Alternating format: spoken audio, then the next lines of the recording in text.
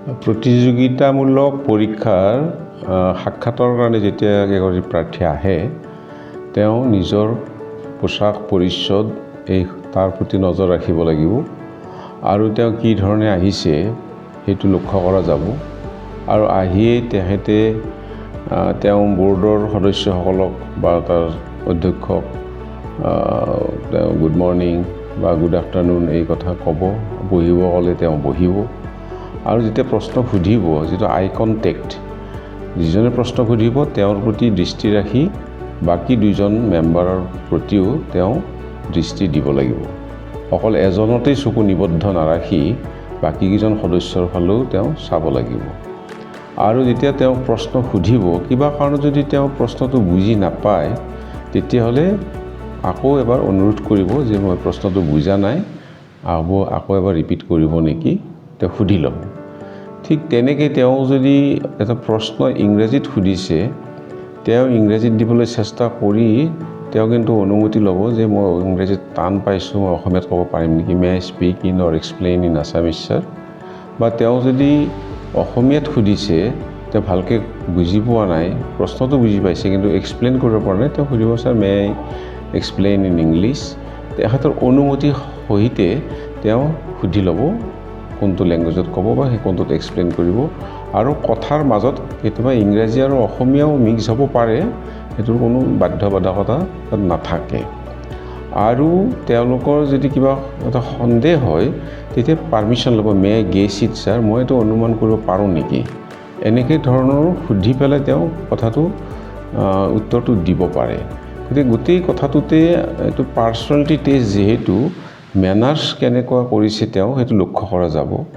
আৰু সকলো প্ৰশ্নৰ উত্তৰ তেওঁ দিব পাৰিব বুলি ভাবিব নালাগে বা সেইটো আশা কৰিবও নালাগে। তেওঁ বহু কথা নোৱাৰিব পাৰে, তেওঁ তেতিয়া ক'ব লাগিব যে মই এইটো চাব লাগিব বা মই এইটো পাহৰিছোঁ। এই ধৰণৰ তেওঁ গোটেই উত্তৰ দিব লাগিব বুলি ভাবি নিজেই হতাশ হ'ব নালাগে, কোনোবাটো নোৱাৰিব পাৰে।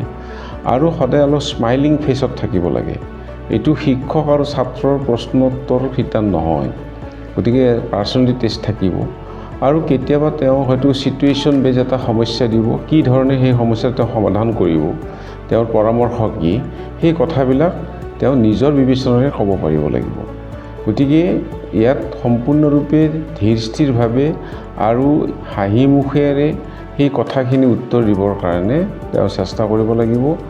আৰু প্ৰশাসনীয় এই যিবিলাক ইণ্টাৰভিউত আহিছে তেতিয়া অসমৰ কথা, অসমৰ বুৰঞ্জী, অসমৰ ভূগোল, অসমৰ সংস্কৃতি, অসমৰ বিশেষ ব্যক্তিসকল জানিব লাগিব, কাৰণ অসমৰ বিভিন্ন ঠাইত তেওঁলোকে কাৰ্যনিৰ্বাহ কৰিব লাগিব আৰু সেই বিষয়বিলাকৰ ওপৰত তেওঁলোকে হয়তো বক্তব্যও ৰাখিব লাগিব পাৰে।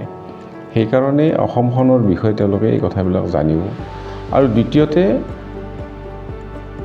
আমাৰ বিশ্বখনত কিনো ঘটনা ঘটিছে, ইণ্টাৰনেশ্যনেল ইছ্যু কি আমাৰ বাতৰি কাকতৰ শিৰোনাম দখল কৰিছে, তাৰ ঘটনাটো কিয় হ'ব পালে সেই বিষয়ে অৱগত তেওঁলোকে হ'ব আৰু সেইটো ক'ব পাৰিব লাগিব। আৰু যিজনৰ নিজৰ বিষয় এটা থাকে, কোনোবা যদি ছায়েন্সৰ হয়, কোনোবা যদি আৰ্টছৰ হয়, পলিটিকেল ছায়েন্সৰে হওক বা কেমেষ্ট্ৰিৰে হওক বা বহুত ক্ষেত্ৰত নাৰ্ছিঙৰ হয়তো আহিছে, কোনোবা ভেটেনেৰি ছায়েন্স হ'ব পাৰে, নিজৰ বিষয়টো সম্পৰ্কে কিছু কথা তেওঁ জানি আহিব, কাৰণ সেইখন বৰ্ডত সেই বিভাগৰ এজন সদস্য থাকিব পাৰে। সেইকাৰণে সেই বিষয়টো, নিজৰ বিষয়টো সম্পৰ্কতো অলপ কথা তেওঁ জানি আহিব। গতিকে সামগ্ৰিকভাৱে এই 15-20 মিনিট সময়ৰ ভিতৰত এজন প্ৰাৰ্থীৰ এই ধৰণে পাৰ্চনেলিটি টেষ্ট কৰা হয়। আৰু গোটেই কথাখিনিৰ মাজত এটা যাতে ছেটিছফাইড এটা ভাৱ এটা তেওঁলোকে ল'ব পাৰে বৰ্ডে, সেইটো কাৰণে তেওঁলোকে সচেষ্ট হ'ব লাগিব। আৰু যাবৰ সময়তো সেই ধৰণে তেওঁ ধন্যবাদ, থেংক ইউ দি তেওঁ প্ৰস্থান কৰিব আৰু সকলোকে তেওঁ থেংক ইউ দি পেলাই যাব। গতিকে এই মেনাৰ্ছখিনি তেওঁলোকে মানি চলিব। গতিকে কাপোৰ কানিৰ ক্ষেত্ৰতো তেওঁলোকে সদায় পোছাক পৰিচ্ছদ সংযত হ'ব লাগিব আৰু ভাল হ'ব লাগিব, এই কথা চাব লাগিব।